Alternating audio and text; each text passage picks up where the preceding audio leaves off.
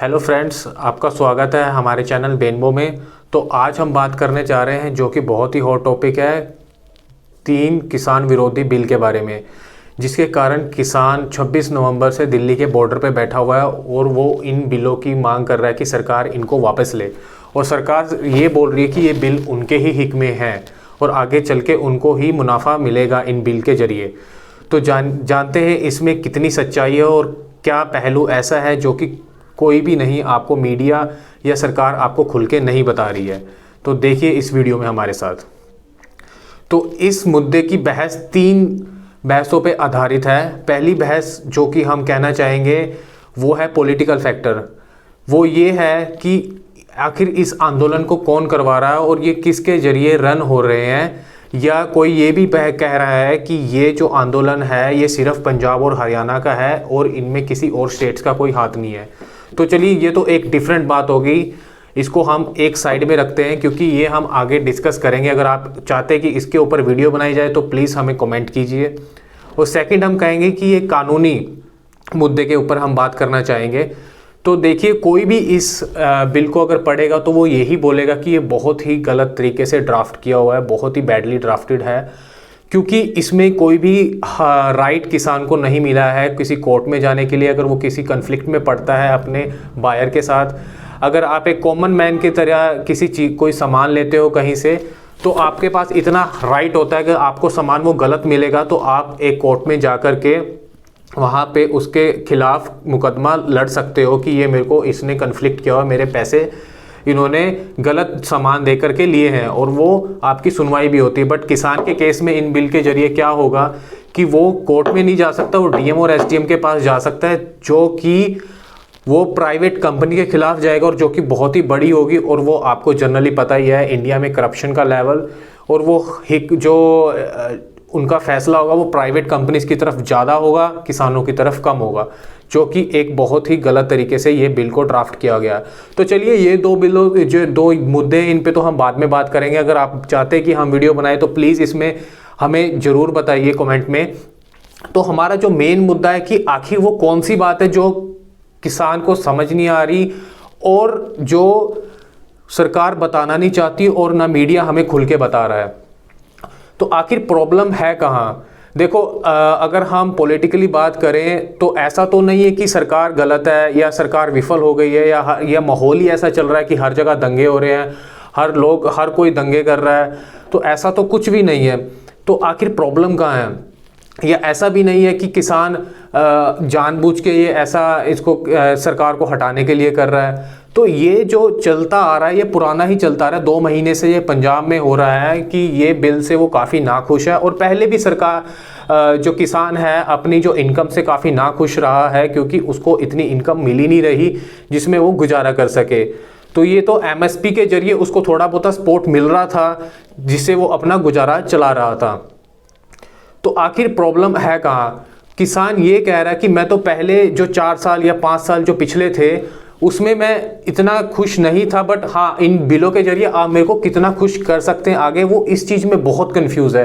तो यहाँ पे सारा मसला ही ट्रस्ट फैक्टर पे बैठा हुआ है कि सरकार पे ट्रस्ट ही नहीं हो पा रहा है किसान को कि वो जो ये बिल आ रही है उससे उनका कितना फ़ायदा होगा या उसका कितना नुकसान होगा।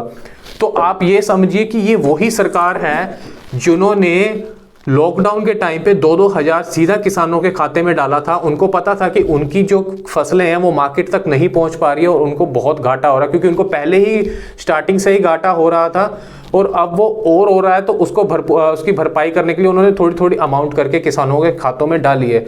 और ये वही सरकार है जिसने किसी ना किसी वे में एमएसपी को इंक्रीज किया है काफ़ी टाइम से, किसी ना किसी वे में उसको और इम्प्रूव करते जा रहे हैं कि किसानों को इसका ज़्यादा से ज़्यादा बेनिफिट हो। तब भी किसान को अभी ये क्लियर नहीं हो पा रहा कि ये जो बिल है वो उनको कैसे मुनाफा दे सकते हैं या कैसे नहीं दे सकते हैं। तो यहाँ पे सारी बात ही इकोनॉमी की है, क्योंकि जो किसानी एग्रीकल्चर इकोनॉमी पूरी तरह से बर्बाद हो चुकी है और वो उसका कोई डिमांड नहीं है, कोई सप्लाई नहीं है, और ये सिर्फ एक सरकार के बलबूते पे चल रही है। क्योंकि किसान को पता है अगर सरकार मेरे से अनाज या राइस नहीं लेगी या मेरी फसलों को नहीं लेगी एमएसपी पे, तो मैं इनको सही दामों पे नहीं बेच पाऊंगा और इसकी दाम बहुत ही कम मिलेगी।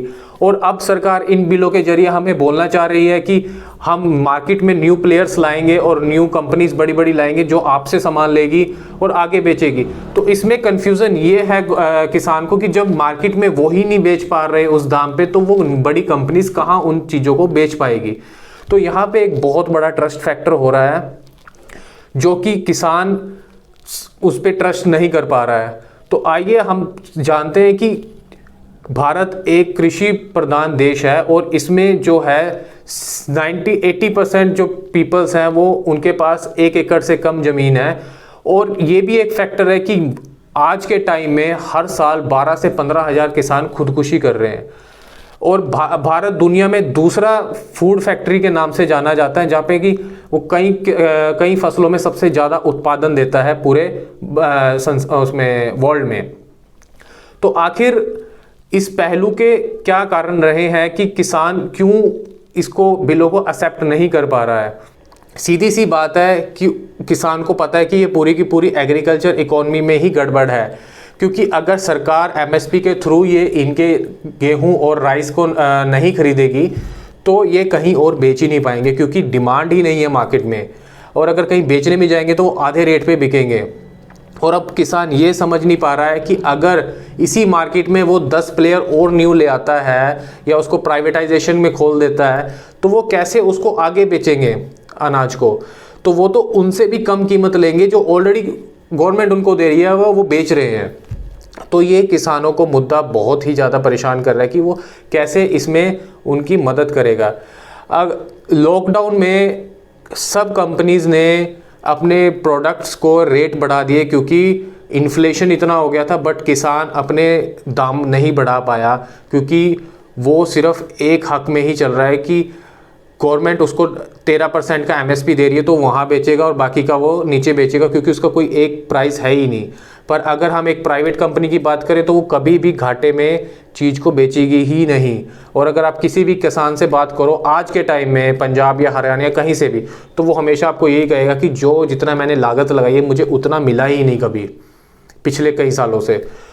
तो इसमें 2 पॉइंट्स बहुत इंपॉर्टेंट है क्यों ऐसा हो रहा है। सबसे पहले बात हमें ये जानने की क्यों रहा है ऐसे। सरकार जब भी न्यू आती है वो हमेशा किसानों को लालच देती है कि हम एमएसपी बढ़ाएंगे, आपकी जो फसलों का उनको अच्छा मूल्य देंगे और आप इनकी पैदावार को और बढ़ाओ। तो किसान उनकी लालच में आके पैदावार और बढ़ा देता, और जो कि सिर्फ 13% की एमएसपी मिलती है, और वो उन 13% के चक्कर में अपना इतना ओवर प्रोड्यूस कर देता कि उसकी डिमांड ही नहीं रहती चीज़ की, और वो आधे से भी कम रेट में उसको बेचनी पड़ती है।